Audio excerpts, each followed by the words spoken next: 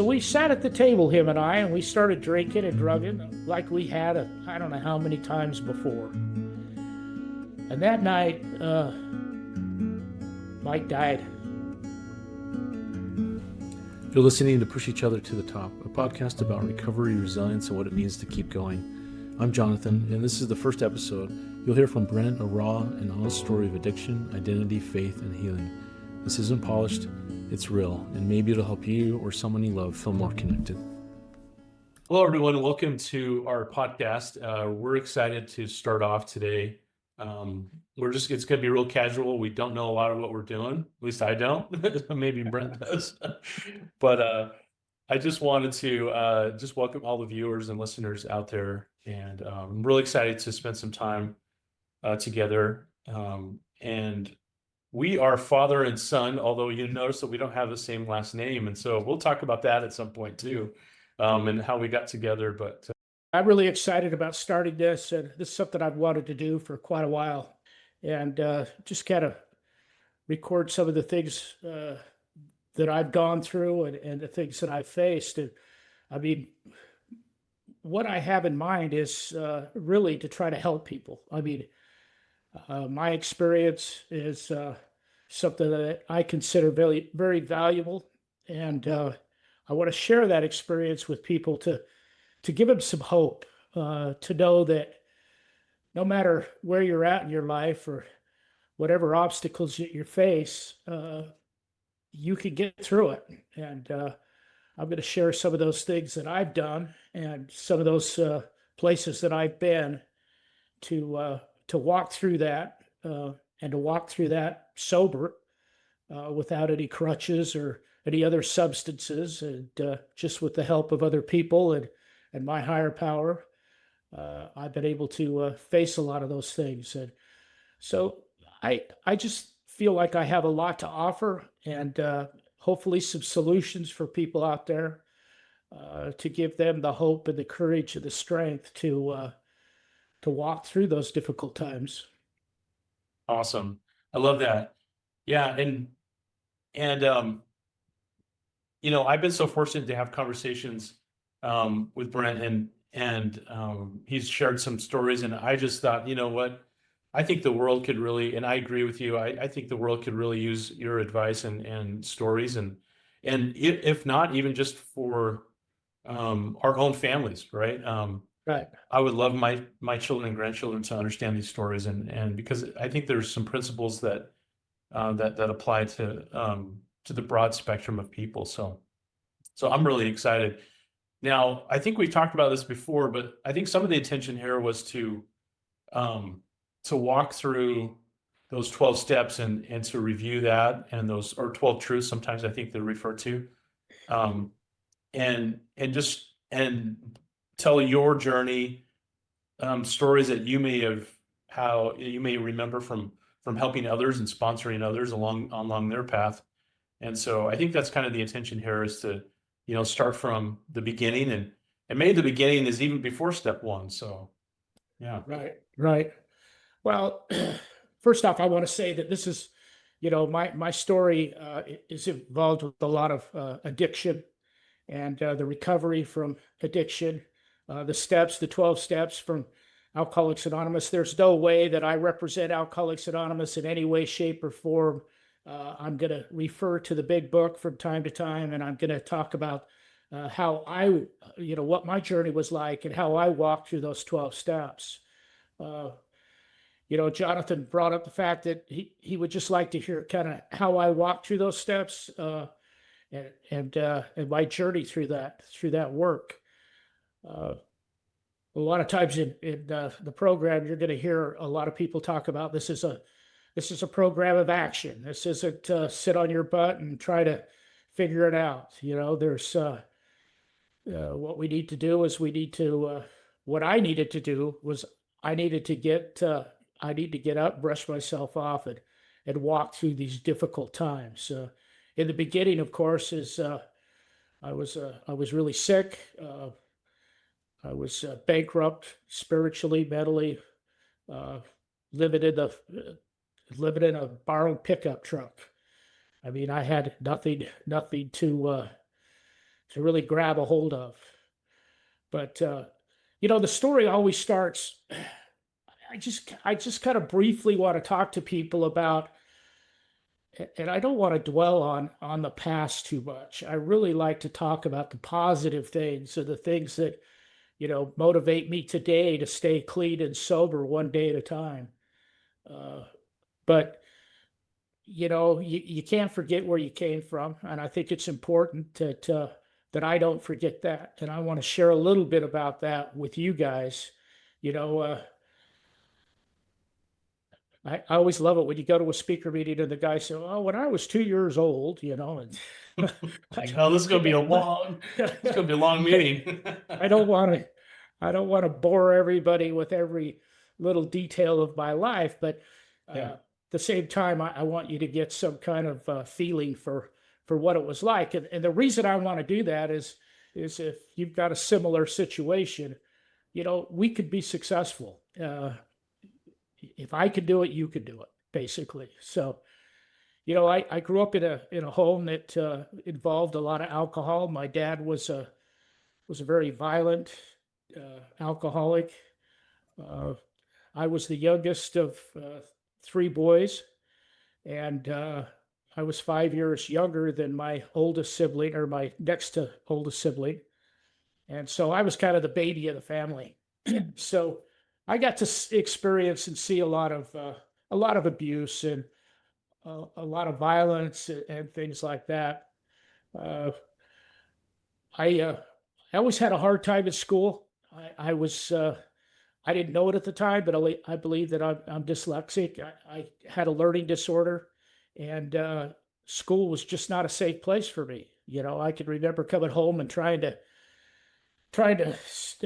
practice my reading with my mother at the kitchen table. And one time I was sitting there trying to read, and I was stumbling with reading, and my father walked up and slapped me upside the head and just told me to come on, read that. And that's just kind of where I came from. It just wasn't a safe, comfortable place. I didn't feel safe at my house.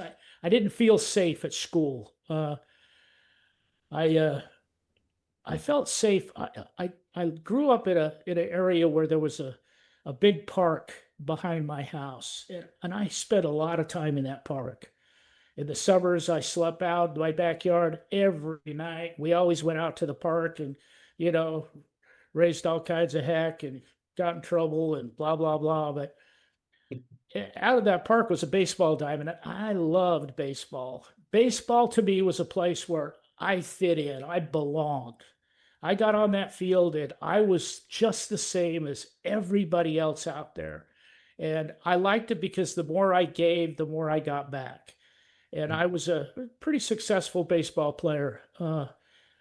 But, as time went on, and I started drinking when I was about 12 years old.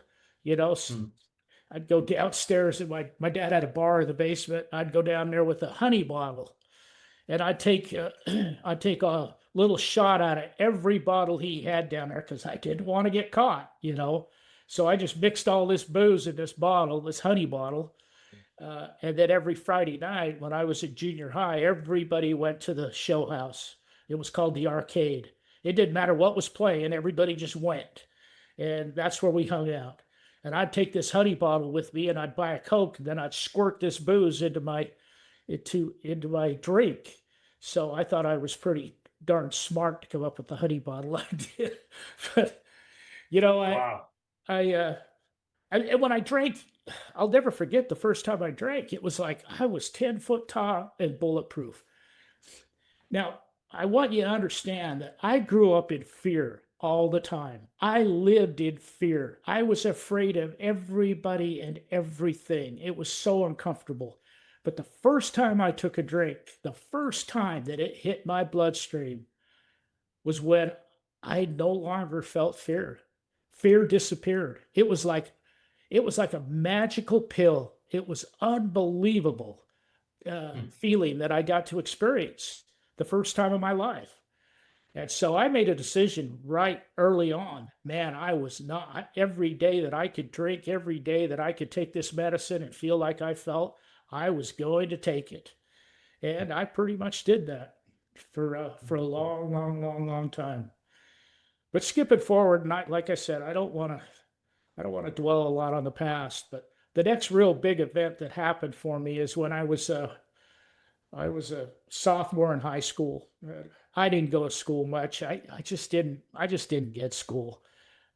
So I spent a lot of time in the parking lot, and I had buddies, and we started, selling a little bit of speed and some other drugs out in the parking lot. We always had booze, and we always had money because we were selling mushrooms and acid and all that stuff. And so that was going along pretty good, really.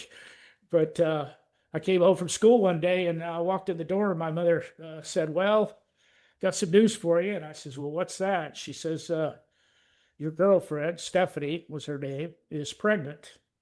And I was 16 years old. And I was like, "Oh my gosh, now what do I do?" And my first thought was, I'm not doing any good at school. I'm just wasting my time and their time and causing all kinds of problems. And I was kind of excited to know that I had a kid on the way. I've always loved my kids, and either you got it or you don't, I think. But so I dropped out of school, and we ended up getting married when I was 16 years old. And I went, uh, I went and got a job downtown Salt Lake at Walgreens. They had a cafeteria there, and I was washing dishes from 6:30 in the morning until 2:30 in the afternoon. And I was living with my girlfriend's parents, or now my wife's parents, up in Bountiful, Utah. And oh, man, those people did not like me. They did not like me. And I wanted out of that house really, really bad. So I think I was making $1.15 an hour at my day job. And that wasn't enough to get an apartment. So I went and got a job at night being a janitor out at Unisys in Salt Lake City. And I would work out there. I think I went to work at 6:30 at night, and I worked till 10:30 at night. And I was making big money there. I was making like $1.35, I think. And ended up saving enough money to get an apartment over at Rose Park in Salt Lake City. And Rose Park was a fun neighborhood, trust me.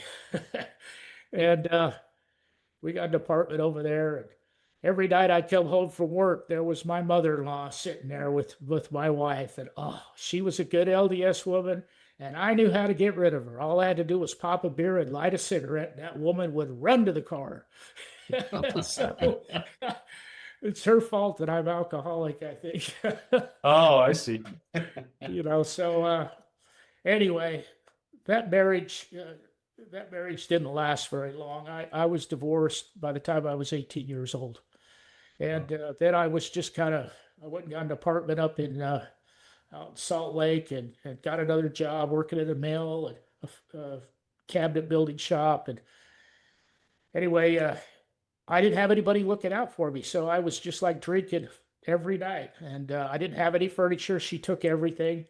I had a box with a radio, and I lived up in Sugar House. And I remember sitting the radio on the box and looking out the window, and I could see the lights down at Dirks Field. And back then the Bees were playing. And I would stare at the Bees lights and listen to the game. And that was my entertainment, and just sit there and drink. Was this alone? Did you have buddies? Yeah, no, I was alone. I've always been kind of a, I don't know. I hung out with a lot of people, but I didn't mind being alone, especially when I was drinking and kind of, drowned in my sorrows, for lack of better words. But so one thing led to another, and I swear my disease just took off. It was just one thing after another, and I was getting in trouble, and I was, drinking more and more and more. And I didn't have a wife to yell at me about my drinking, or nobody watching out for me. So I was just footloose and fancy free. I was just on my own doing my thing. And I started to, my brother Blaine, he was an artist, and he did window splashes for all the dealerships in the valley. And he was a night owl, man. He'd work all night long. He'd go to work about 9 o'clock at night and work until the sun come up. And that was just his schedule. No matter what it was he was doing, it was at night. But him and I we did a lot together, and I'd go help him paint. And, he always had some booze or weed or some kind of mushroom or something we'd do. And we just have fun and carry on. And our other brother, Steve, he was in the Navy. And he spent 6 years in the Navy, and he was getting out of the Navy. And Blaine, he had this storefront down in Salt Lake City, right in the heart of the really hip kind of neighborhood. Tape head company where everybody bought their records and their car stereos and all their concert tickets and everything was right across the street. So there was a lot of young traffic in that neighborhood. It was just the place to go. And Blaine came to me one day and he says, "Hey, I'd like to start a business with you and Steve. Steve's getting out of the service, and it'd be neat if we all went in together and started a business. What would you like to do?" And the only thing I knew about was drinking and drugging. And so, I said, "Well, I'd like to sell pipes and bongs and brooch clips and things like that." Steve wanted to sell T-shirts and hats, so we said, "Okay, well, let's try it." We invested like $500, and with the first year, we grossed $250,000. It just blew up. Really? Wow. Yeah, Blaine started buying the paraphernalia for the place. Nothing sold. So I said, let me buy the stuff. I know what sells. So I started buying, and everything I bought sold. Everything I touched, it just sold. And I had a girlfriend, Elaine at the time, and her and I ran that shop at night. We ran it for about a year, just her and I. And Steve and Blaine would come and go, and we just sold. It just kept growing. They kept expanding. The first we started out with this little gazebo with it was just some showcases around it, and then it just turned into a bigger and bigger thing, and that blew up. It was called the Village Idiot, and Blaine went out and he bought a big black. No, it wasn't big. It was bought a black van, and he was an artist, so he designed this van, and it had a marijuana leaf on both sides of it. Beautiful paint. I mean, across the side of the van, it said "The Village Idiot," and on top, across this marijuana leaf, and his license plate was "Idiot." And we were going to the radio station and doing radio spots, selling. I was having bong sales. I'd go down to LA and buy cases and cases of bongs and come back and we'd sell them. It was, and I'd go down to the radio station and make a commercial, and we'd put it on the radio. Nobody knew what it was. Nobody knew what a bong was. I mean, we were selling them on the radio. It took a long time before the Salt Lake City figured out that that wasn't a good thing to be selling on the radio, and they shut us down as far as the commercials were going. But that business just took off. And Wow. long story short, I really dove into now the business is going great. We're making money hand over fist. I mean, we're having these huge sales, and the margins that we were selling this stuff for were just incredible. And we're just bringing in cash like you wouldn't believe. And had all these beautiful girls working for us, and it was a lot of fun. And some of the mistakes we made along the way is, Blaine invited his girlfriend to work there, and I was the manager, and then we had problems, and then Steve had his girls and stuff work there, and we had problems, and they started telling me what to do, and one thing led to another, and it just became anytime you got business with family, it's a hard thing. But Wow. So you've been selling since you were 12 then, I guess, or so now. well, Is that? I started selling in high school. Remember that? Yeah, in high school. I was taking a big business class out in the parking lot at high school selling drugs and stuff. Oh my So I've been goodness. doing it for a long, long time. And you never got busted, I guess, during that time in high school, and then No, never. and then We just had you a whole work- bunch. We had a whole bunch of friends that I grew up in my neighborhood with that I just sold to them. right. It wasn't big time stuff, but it got bigger and bigger and bigger. And by the time I got to the Village Idiot, was working in there, I'd met a lot of people, and got tapped into a lot of different experiences. We ended up opening a store up in Park City, and I ran that up in Park City, and then the guys ran the one down in Salt Lake. But uh, Wow. So everything how many years was that in business then? lasted. Well, I lasted 5 years in that business. Okay. It was in the 80s, late 70s, early 80s. But uh, Blaine had this girlfriend, and he was head over heels in love, and she got pregnant. Long story short, they broke up, and on January 23rd of 1980, he committed suicide.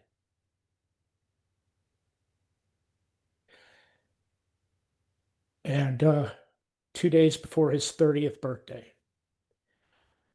And when I talk about that, it hurts.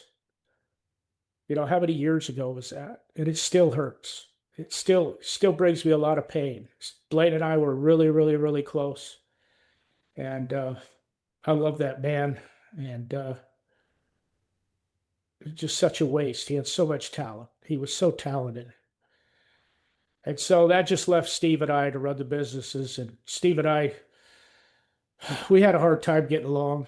And I started getting into the white stuff, the coke, and I bought some paraphernalia for freebasing, and I didn't want to sell the paraphernalia if I didn't know what it was. So I had this little freebasing kit, and I fired up. I got some coke, and I turned it into freebase, and I smoked it. And the first time I smoked it was, man, I was off to the races. I just, man, it was just like, soon as I took it, I was just so addicted. I just could not do it. And I ended up just smoking all the time, just buying, and selling a lot of coke and trying to support my habit. And And I this just was went, after Blaine passed away, is that right? yeah, this is a while Just, after Blaine passed away. And Okay.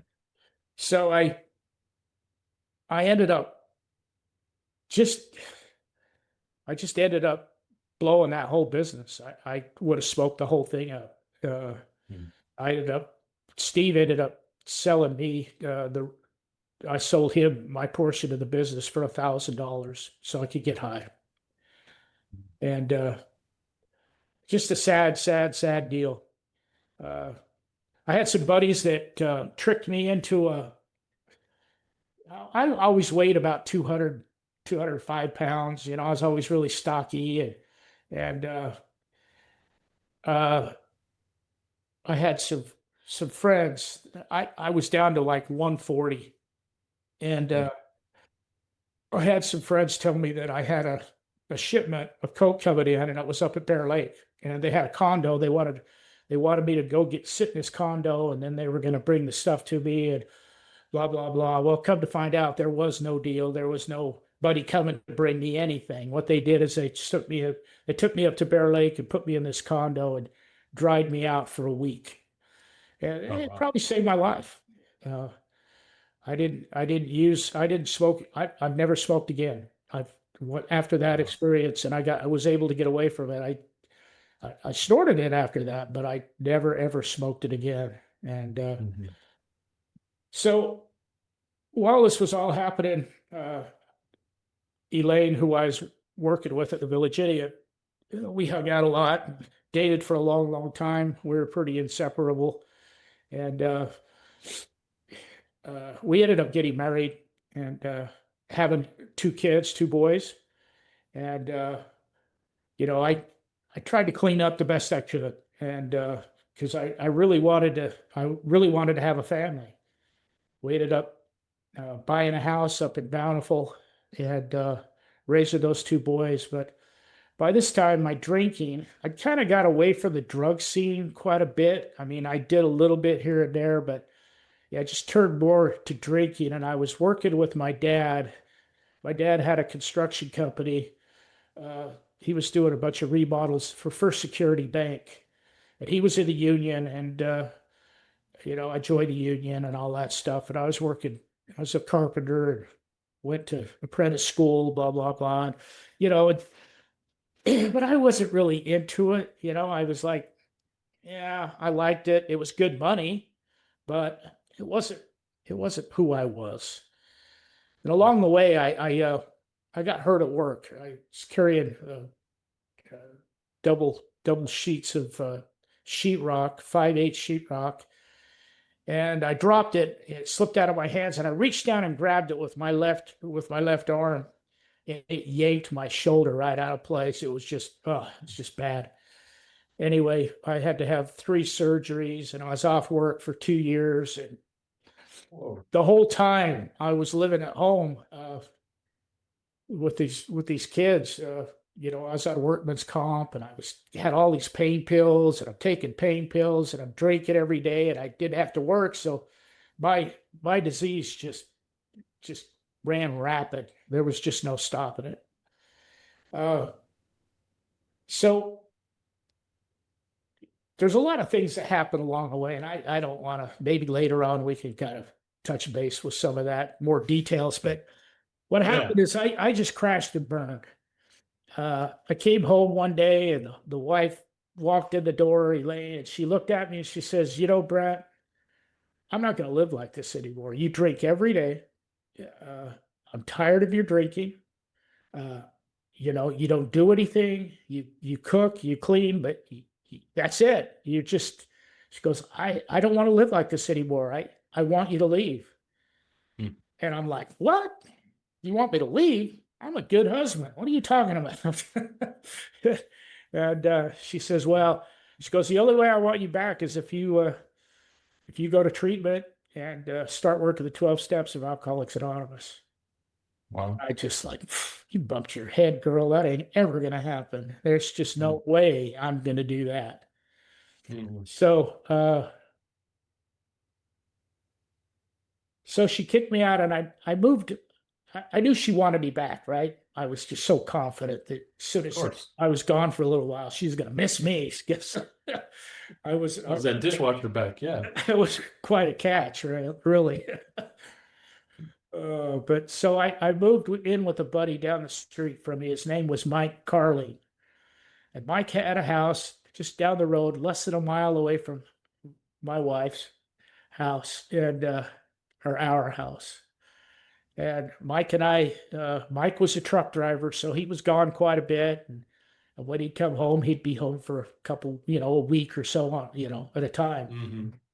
And Mike was drinking and drugging quite a bit, and so was I. We kind of matched that way. We were good buddies, and I was drinking every day. I'd get my dad let me borrow his pickup truck, and I'd drive around all day, and I was drinking and drugging, and I mean, by this time, nobody wanted anything to do with me. I mean, my dealer didn't want anything. They would give me my stuff and say, "Okay, leave, just get out." And so I was just alone all the time. Well, one night I came home, and I didn't have a lot of money, so I had a couple of quarts of beer, and I had I don't know, a half a gram of Coke. And that morning when I left, I noticed there was a Texas Fifth of whiskey, Black Velvet, sitting on the counter, and the cap hadn't been broke on it yet. And when I came back that evening, there was about, I don't know, just a couple of inches gone out of the bottle. And Mike was sitting there, and he says, "Hey, do you want some shots?" And I said, "Oh, hell yeah, I want some." I said, "I got some Coke and some beer. You want to?" And so he says, "Yeah." So we sat at the table, him and I, and we started drinking and drugging like we had I don't know how many times before. And that night, Mike died. Mike, Mike went out, and he got in his truck, and he rolled it. He had a house where the garage was just like underneath the living room. It was attached right in the house. Mm-hmm. And he didn't start his truck up in the garage because I would have heard that. He rolled his truck out of the garage so I wouldn't hear him, because I wouldn't have let him drive because we were pretty messed up. And he went up on the mountain that night. He rolled off that mountain and killed him. We found him about 3 days later. And well, I'll tell you what, it just, I could not for the life of me understand what happened. I mean, I just could not understand why Mike had died and I was still alive. Mike was younger than me. He had everything going for him. He was a smart guy. He was intelligent. He just had a big heart. And I just loved that guy. And it really hit me hard. But now I had nowhere to live. So I'm driving around in my pickup truck, drinking all day long, just sad as hell. Couldn't understand this Mike thing. Couldn't understand that Elaine wanted me to be out of her house, out of her life. I was really down. I was really at the end of my ropes. And the question just kept going through my head. Why am I alive? Oh, I got nothing. I had a ninth grade education. I was worthless. I wasn't good at any, I wasn't good for anything or anybody. I was mean. I was violent. I loved to fight. I was just, I don't know, something just gnawed at me. I don't know how long I was living in that truck. I wish I could tell you. I was a mess. And I Days and days, then weeks, like months, maybe, I don't know, weeks or really? Wow. months. And I was driving down the road one night, and trust me when I tell you this, I did not believe in God. I did not believe in no power out there wanted anything to do with me. I figured if there was a God, he sure the heck didn't want anything to do with me because I was not a good person. And I was driving down the road one night, and I had this experience that literally changed me from that point on. And I don't know where I was at. I don't know if I was sitting at a stoplight, if I was parked at a parking lot. I have no idea. I just had this moment of clarity, is what they call it in the program. And I had this feeling come across me that I had a choice. I could either live or I could die. And if I chose to die, it would be painless and it would be quick and it would be over with. Or I could choose to live. But if I choose to live, in every cell of my body, I knew all the obstacles that were in my way, everything I needed to do to get back to being a useful member of society. I knew that I would have to face my demons. I knew that I would have to quit drinking. I knew that I was going to have to face everything I'd always ran from, all my fears, all my inadequacies. I had to face who I was and truly look at my side of the street. Look at me, not everybody else, because I always blamed everybody else for my problems. And I can't tell you how that felt. It was like this motion picture that went through my head in a split second of everything I needed to do to get back to living. And that night I chose to live. And, I wish I could tell you exactly what happened after that moment. I guess I got on the phone and I called a treatment center, the First Step House up in Bountiful at the Lakeview Hospital. And I made arrangements to check in to the hospital that Monday. This was a Friday night. And it was October. Well, let's see, Monday was the 31st. So it was like the 30th, the 28th, 29th.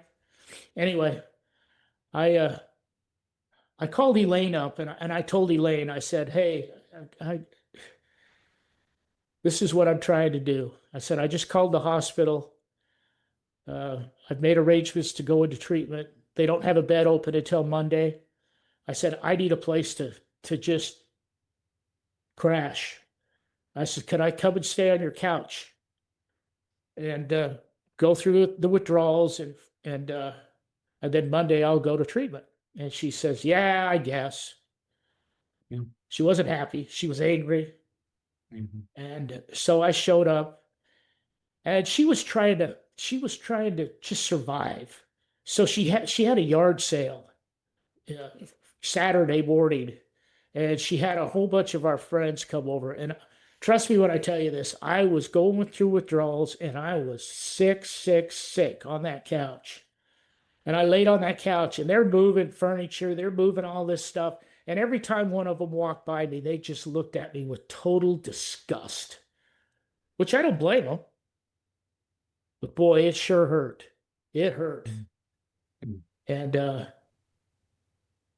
she had that yard sale. That night, I knew I was in bad shape, and I talked her into going down to a restaurant because I needed some kind of alcohol because I was hurt bad.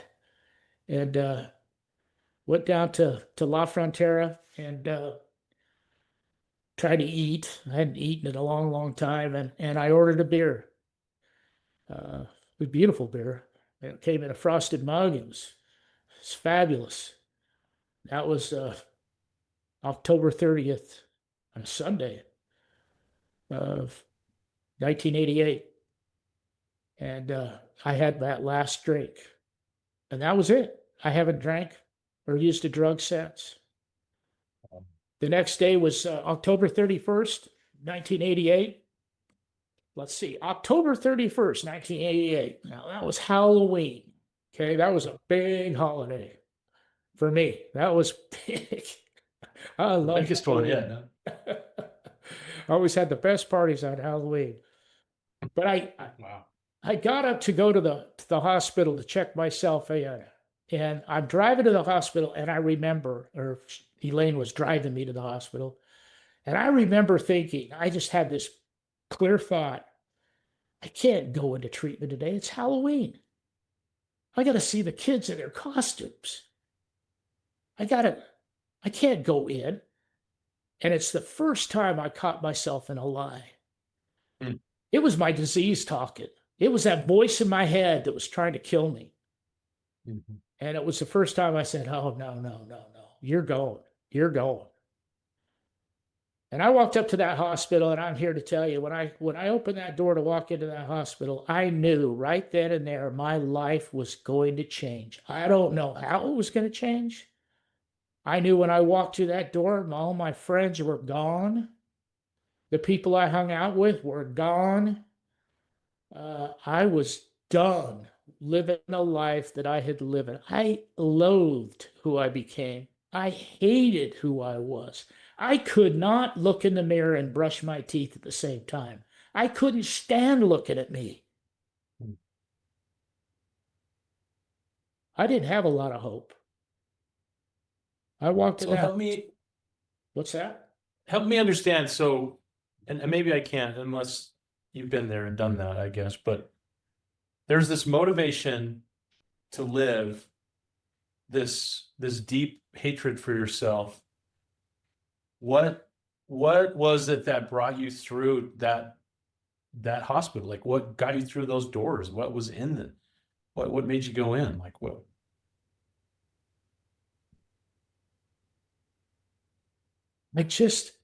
When I made that decision that I wanted to live, Mhm. something happened to me. I don't even know how to explain it. It was like part of who I was, that mean, ornery, bullheaded, whatever I'd become, left me. It was like part of my soul just went away. I didn't have a soul. What I remember thinking, maybe it was days before the spiritual experience that I had, I remember thinking that I was a hollow shell of a man. My soul was dead. I was a hollow shell. I was just, I was just my body. There was nothing else in there, just my body. And when I had that moment of clarity and when I made that decision, I look back at it now, and it was just a divine intervention. I can't explain what gave me the motivation to call the hospital. I can't even explain why I even dared ask Elaine for any kind of help. I can't Mhm. tell you why I laid on that couch and I was so, so, so sick. I knew that if I took a drink, I would feel better, but I was willing to go through the pain to get to the other side. And it didn't come from me, buddy. I mean, I just think that something motivated me to something gave me the courage to go to that hospital and check myself in. And that's what I did. And they put me in detox when I got there, and I was in detox for, well, 6 more days, I believe. And my vitals were really bad. They kept me on different medications to keep me from having a grand mal seizure, and I was a lot worse than I thought I was physically. I didn't think I was that bad, but according to the doctors, it was pretty sad. But when I did get into the groups and I started walking down that path of recovery, I just, Jonathan, I didn't have any fight left. I just didn't have. I mean, people told me to do stuff, and I just did it. I had no other choice. It was like my way. I tried every way that I could come up with to stay sober. I quit many, many, many, many times. I swore off. I'd go to a bar and get in a fight, get thrown in jail, and I got 2 DUIs. I mean, every time I got in trouble, I'd try to swear off, and I just could not drink. And so You completely surrendered to this process, right? I mean, you went in, it sounds like. Yeah, exactly. I just like, okay, let's do it. let's Whatever do it is. whatever you told me to do. And I was so desperate. If they would have told me to stand on my head for 3 days in a corner, I think I would have done it. I mean, that sounds ridiculous, but I was out of options. I just did. There was just no. I knew that if I didn't do what I was told to do, that there was no chance that I was going to live any kind of a life at all. And Did that moment of clarity, like, did it come back to you in those moments, or were you able to reflect on that, or did you? I don't know. Jonathan, the scary part is somebody has something that's that profound. I mean, so instant and so powerful in your life. You think you would hold on to that forever. And within a couple of weeks, I'd forgotten all about it. Wow. It was denying God again. I was denying there was any power out there that cared about me. I just referred back to, I think when you grow up not being able to read and write and everything in my life turned to anger. I was just, if somebody embarrassed me or asked me to read out loud, or if they questioned my ability to do anything, I would just get angry. And that's how I kept people at arm's length with my, I had a big bark, and I'd get in people's faces and I'd yell at them and stuff because I was afraid all the time. I was so scared. And so when they told me to do these things, man, I just knew that I needed to give up. I just needed to surrender to the fact that, this is the way it is. And if I've got any chance to stay sober and, be a dad, husband, a useful member of society, then I probably ought to take some direction. And this treatment center that I went to, we worked the first 4 steps, and we had meetings in the hospital. The local AA groups came in and brought a meeting to us, and so I was introduced to a bunch of people that were going through stuff just like I was, and I couldn't believe it. I listened to their stories, and it's like I thought I was the only one in the world that felt like I felt. I didn't understand that there was other people out there like me. I had no idea. And what I How did that make you feel when you heard those stories? What was gosh, that? For the first time, I felt like, maybe I'm not nuts. Maybe this is really what they're saying it is. Maybe it's a disease. And maybe, there was people in those groups that had 30, 60, 90 days of sobriety. I mean, that was huge. I I mean, with my best efforts, I couldn't get more than like 6 hours clean. I had to put something in my body. And these people had 30 days, 90 days, 6 months. They knew something I didn't know. They knew how to do it, and I wanted to know how. I wanted to know what their secrets were. Mhm. And so I would question. What would you ask him? It was like, please give me the special handshake, whatever it is I need to do. You guys really haven't taken a drink in 30 days, 90 days. I mean, holy, that's like 8 weekends without taking a drink. How do you do that? Like, I just couldn't even imagine. So I really paid attention to these people. I went to that treatment center, and I had a lot of really, really good experiences in there. I share one really quick with you. My reading, I was scared to read, and I had a roommate. Every morning we'd get up and we'd go read a little daily reflections in our group. Every morning we'd say a little prayer, and then we'd read our reflections. And everybody in the group took turns reading. Well, it came down to my turn, and I said, "No, I'm not reading. I refuse to. I'm not. No, I'm not going to read. I can't read. I'm not going to read." And okay, fine. Well, my roommate took me back to our room one night, and he says, "Brett," he says, "I want you to read tomorrow. I want you to read the daily reflections tomorrow." He says, "Why don't you and I sit at the edge of this bed and practice? Read it. We'll read it together.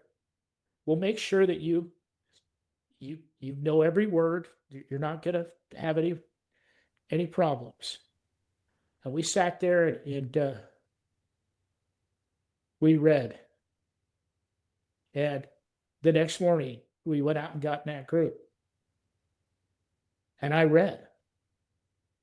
I faced that fear. The beautiful thing about that deal was it was one alcoholic helping another. He helped me. He didn't need to help me. He didn't need to care about me.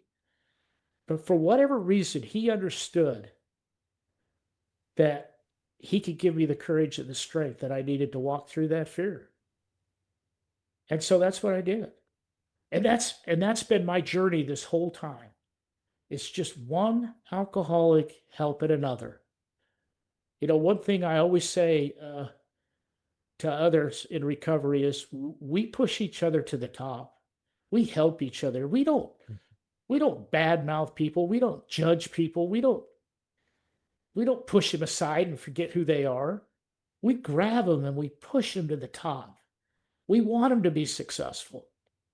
And that's how they treated me. They wanted me to be successful. He wanted me to walk through that fear because he knew the end result was that I would get courage. I'd have strength from that moment. And he was absolutely right. His name's Scott, and you know what? He's still sober today. I can't believe So it. that's an amazing story. I love that. Yeah, I love that. There's a lot of, I don't know. There's a lot that I haven't experienced and I haven't gone through myself, but there are moments, there's some ties here. I think it's because we share a bunch of DNA with something. But I just really feel that I struggled with stuttering for a long time, and I had a wonderful fourth grade teacher that gave me the courage oh, nice. to help to get me better on that. And I know this is much different, but I just connect to that. I know what it feels like to not Yeah, be yeah. confident to even speak, Right.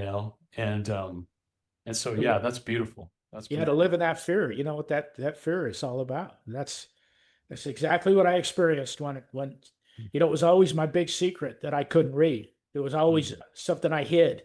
And I'm sure you felt the same way with your speech. Mhm. You didn't want people to know because you didn't want to be judged. Mhm. I always felt like I was just stupid. I just thought I was dumb. I dropped out of school and I was, a sophomore. I finished the ninth grade, and that's as far as it went. So I I had a Did lot. Scott know? Oh, I'm sorry. Say again. Did Scott know how important that was to you? Did you express that, or did he just recognize the limitation and just like a buddy and a friend, he wanted to help you? Yeah. Was that it? When you go to treatment with people, you really get close to them. I mean, there's a connection and a love you have for each other that is just incredible, and it's quite the it's quite the experience to get that close to. Because I've never been close. I mean, I had a lot of good friends, but I never had that intimacy with people before I went into treatment. And yeah, I think Scott intuitively knew that uh, it was going to be a moment for me, and I've expressed my love and my appreciation to Scott many, many, many times over Mhm. that whole thing. I remember when we were in treatment, they used to put us, I call it the druggy buggy, and they would take us out and take us to meetings and stuff. And I remember Mhm. one time Scott we went to this meeting. It was big. It was a Friday night meeting, and I don't know, there was probably 60, 70 people in this room. And Scott got up and he read a portion out of the big book of Alcoholics Anonymous. And I was just, I mean, I couldn't believe the courage he had to get up and do that. Here he was as a newcomer, uh, straight out of straight out of treatment, still in treatment, but yet he got up in front of that crowd and he read out loud, something out of the big book. And I was so impressed with that. That's awesome. Yeah, yeah, I still So, remember that feeling like, wow, God, he's got some courage. So that's so it's good. amazing. So that's, So good. I think we're at about an hour. I don't know if Yeah. this is a good place to kind of end things, like I'm afraid to, if I go any further, then, talking about what it was like when I got out of treatment, that we're going to be here for a few hours, but, uh, I just think that this is probably a good start for us. But I just want to emphasize that the reason I'm doing this is to help people, and I care about people that are out there suffering. I truly care about you, and if you're out there and you're facing these demons, I just want to give everybody I can the encouragement, the strength to reach out and ask for help. There's lots of people just like you and I that are willing to go to any length to help you. So don't give up. And I don't know, Jonathan. I think this is probably a good place to end. But This is great. I This is think great. I think this I think it went well. Yeah, this is their first go at it, and thank you for that. Yeah, a lot of detail that I hadn't heard before, so I appreciate it. Yeah, we got many stories to go and many more conversations to be had. So thank you for listening, all those who are out there, and for watching. And yeah, we'll catch you next time. And thanks for being here. We'll see you. Bye. Thanks for listening to Push Each Other to the Top. Brent's story is a reminder that even in our darkest moments, there's still a path forward and someone willing to walk it with us. If this episode meant something to you, share it. And if you're struggling right now, please know you're not alone. Follow the show wherever you get your podcasts so you don't miss the next story. And if you can, leave a quick review. It helps more people find these conversations. New episodes drop soon. We hope you'll come back. Continue listening for a behind-the-scenes moment after we ended the episode. I really can't explain why did I quit fighting? Because I was so stubborn and bullheaded, Right. What made me get to that place? And I think this is something that's important that we need to talk about. Is really what was it that just knocked down all those barriers? What was it that gave me the courage or the strength or the willingness, just the willingness to try any of this stuff? Because it was so foreign for me. Right. It was almost that you were given a shield from yourself, like a moment in time to just like, hey, we're going to keep all that bad away from you for a moment so you can go and make this decision. I don't know. I'm trying to explain it. I don't know if I can, but there's something there that's pretty miraculous, honestly. Like that's a miracle. It's nothing less, because something something just opened in my head and allowed good thoughts to come in. It wasn't like I was making these choices consciously. Right. It was almost like I was just like, I just gave up. It's like, whatever you told me to do, I was so sick and tired of being sick and tired. I was so tired of living the life that I lived that I just truly wanted something better. I didn't even know what that meant. I didn't even know what that looked like. I just know that I wanted my life to change more than I wanted it to stay the way it was. So suddenly I became willing to face life on life's terms, and that's a scary place to be. And I'll definitely walk through some of those fears that I faced and some of those challenges that I did after I got out of treatment. And the next few steps were nothing less than a miracle.